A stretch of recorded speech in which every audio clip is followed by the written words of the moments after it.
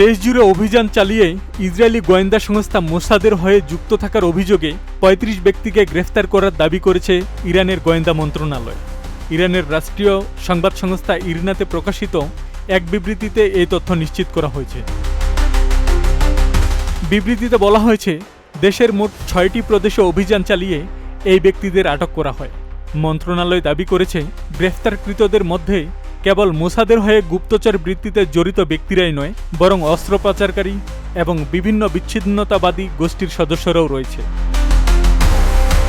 ইরানের পক্ষ থেকে জানানো হয়েছে, দেশের অভ্যন্তরীণ নিরাপত্তা ও স্থিতিশীলতা নষ্ট করার লক্ষ্যে এই গোষ্ঠীগুলো সক্রিয় ছিল। তবে আটককৃতদের পরিচয় বা তাদের সুনির্দিষ্ট লক্ষ্য সম্পর্কে বিস্তারিত কোনো তথ্য এখনও প্রকাশ করা হয়নি।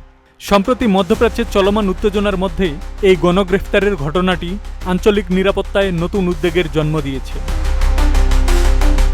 আব্দুস সালাম, প্রজন্ম ২৪।